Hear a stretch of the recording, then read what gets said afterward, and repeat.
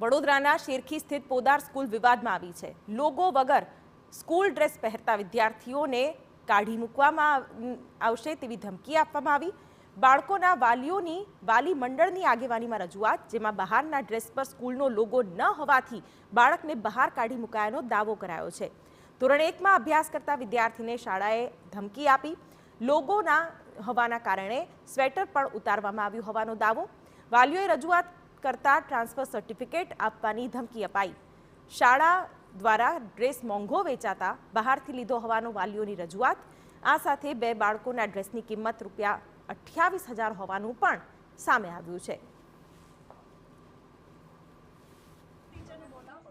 એક પેન્ટના બાબતે કે પેન્ટમાં લોગો નથી। અરે સાહેબ, તમે આઈ કાર્ડ આપ્યું છે, તમારી ટી શર્ટ જે પહેરી છે એના પર તમારો લોગો છે, તો તમારે પેન્ટની અને ખિસ્સાની સાઈડમાં તમારા લોકોને આટલી બધી ઇસ્યુ બનાવવાનો કોઈ જરૂરત જ નથી। એ છતાં પણ 8 થી 10 બાળકોને બહાર કાઢી લીધેલા।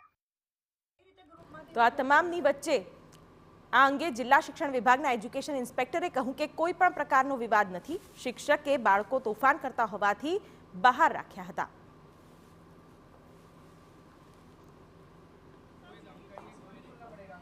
ફિઝિકલ ટીચર જે હતા ને બાળકો તોફાન કરતા હશે એટલે 5-6 છોકરાને બાજુ પર કાઢ્યા હતા, પણ વાલીને એવું લાગ્યું કે મારા દીકરાને આ રીતે પરેશાન થયું છે, તેના કારણે આચાર્ય સાથે આ પ્રમાણે વાત થઈ। ડિસ્કશન થોડી થઈ હશે, પણ બંને વચ્ચે સમાધાન છે।